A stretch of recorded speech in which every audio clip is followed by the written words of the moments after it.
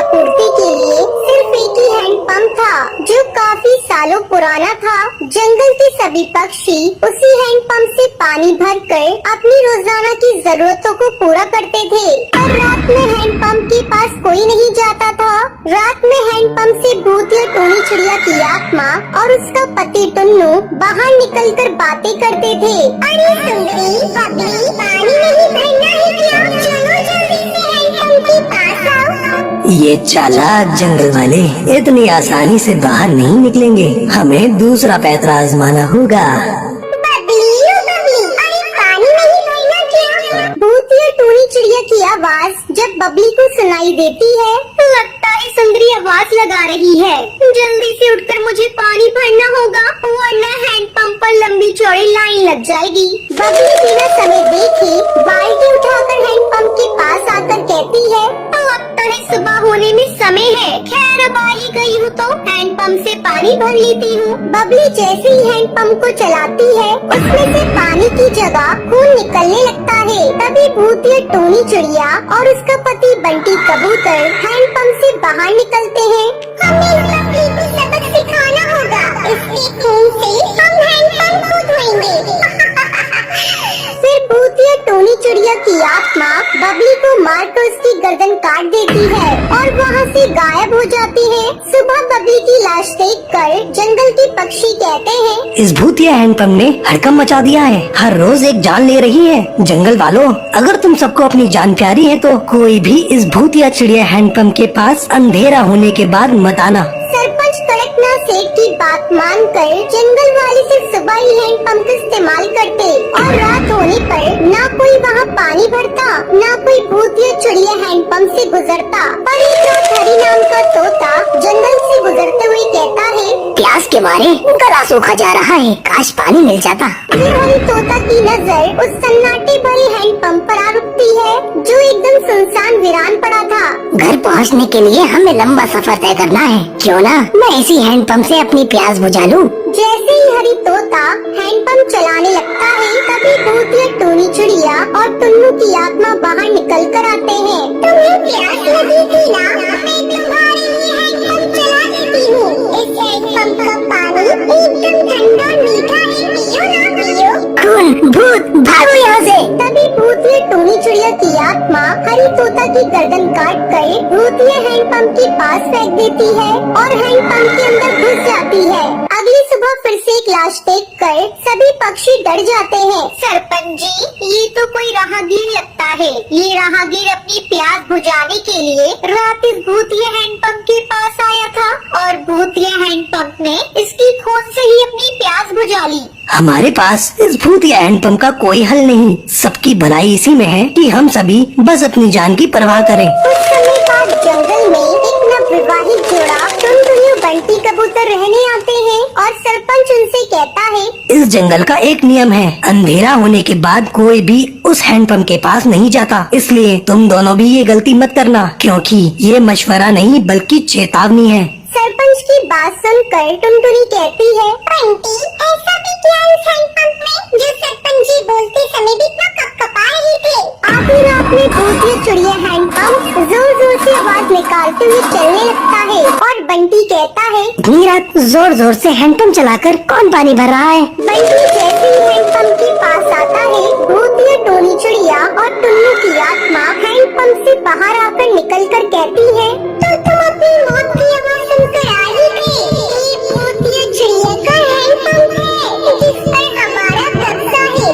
टुनटुनी, बचाओ मुझे, बचाओ। बंटी की आवाज सुनकर टुनटुनी जागकर कहती है, ये तो बंटी की आवाज है। टुनटुनी दौड़कर जैसे ही हैंडपंप के पास आती है, तो भूतिया टोनी चिड़िया की आत्मा उसके पति को जकड़कर खड़ी होती है। रुक जाओ, मेरे पति को मत मारो, हमने तुम्हारा क्या बिगाड़ा है? हमने भी तो किसी का कुछ नहीं बिगाड़ा था, फिर भी हम मारे गए। अब ये भी मरेगा और तुम भी। अगर तुम मेरे पति की जान बख्शती हो तो मैं तुम दोनों की मदद करूंगी। मैं और मेरा पति इस जंगल में रहते थे, हम इसी हैंडपंप का मीठा पानी गड्ढे में भरकर जंगलों में बेचा करते थे।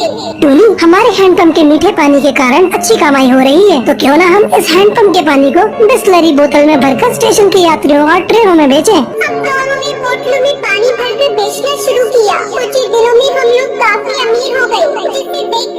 जंगल वाले और कड़कनाथ हमसे चलकर कहने लगे, ये हैंडपंप जंगल की जरूरत के लिए लगा हुआ है, तुम्हारी कमाई के जरिए के लिए नहीं। पूरे जंगल के पानी तो तुम दोनों पति पत्नी भर लेते हो। पर कड़कनाथ सेठ, इससे धरती का पानी घट तो नहीं जाता? आज से तुम दोनों इस हैंडपंप के पास नजर भी मत आना, वरना अंजाम बुरा होगा। अब खारा पानी पीकर जिंदा रहो। इस हैंडपंप के मीठे पानी की बिक्री करके बहुत नोट बटोर लिए तुमने। हमने कड़कनाथ की बातों को नजरअंदाज किया और रात में हैंडपंप से पानी भरने लगे। हैंडपंप की चलने की आवाज सुनकर सभी वहाँ इकट्ठा हो गए। कड़कनाथ सेठ ने बड़ी बेरहमी से हम दोनों को मारकर हमारी लाश इस हैंडपंप के नीचे दफना दी और जंगल के पक्षियों ने सम्राट मुझसे साथ दिया। अब इंसाफ नहीं मिला, तब से हम इस हैंडपंप पर कब्जा करके पक्षियों को मार रहे हैं।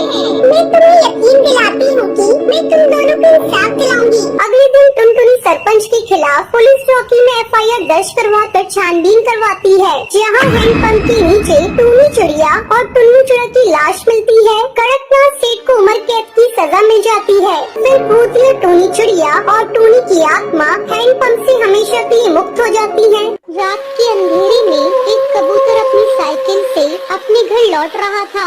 वो एक पेड़ के पास से गुजरा, उसे लगा जैसे कोई इसका पीछा कर रहा है। वो मुड़ा तो पीछे कोई नहीं था। वो साइकिल चलाता रहा और तभी उसे किसी की हंसने की आवाज सुनाई दी। कौन है? कौन है यार? उसने फिर से पीछे देखा तो वहाँ कोई नहीं था, पर उसकी साइकिल पर दो कठपुतलियाँ थी। ये कहाँ से आ गई? उसने उन चिड़िया की कठपुतलियों को उठाया और फेंका, पर कठपुतलियाँ जमीन पर गिरने की बजाय उड़ने लगी। वो कबूतर भागने लगा, तभी वो दोनों चिड़िया की कठपुतली उसका पीछा करने लगी। कहाँ तक भागोगे? हम तुझे नहीं छोड़ेंगे। कठपुतलियों ने उस कबूतर को घेर लिया। वो भागने की कोशिश करता रहा, लेकिन अंत में उसे दिल का दौरा पड़ा और वो वहीं मर गया।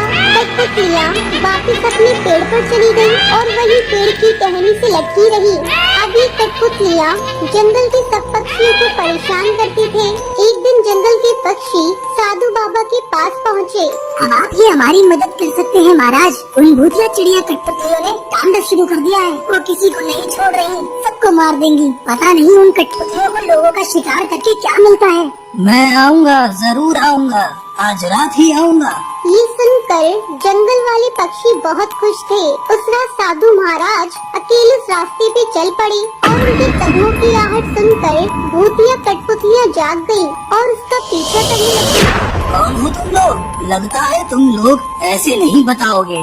साधु महाराज मंत्र पढ़ने लगे। रुक जाओ, बंद करिए ये सब। तो मेरे सवालों का जवाब दो, कौन हो तुम? मैं टूनी हूँ और ये मेरी पत्नी टुन्नू। हम दोनों राजस्थान के पास वाले जंगल के रहने वाले थे। हम दोनों कठपुतलियों को खेल दिखाया करते थे। हमारी कला देखने के लिए दूर दूर से पक्षी आया करते थे। एक दिन जंगल की महारानी हरी तोती हमारे जंगल आई। टूनी जी, आप हमारे जंगल में अपना कठपुतली का कार्यक्रम दिखाएं, उसके बदले हम आपको बहुत बड़ा इनाम देंगे।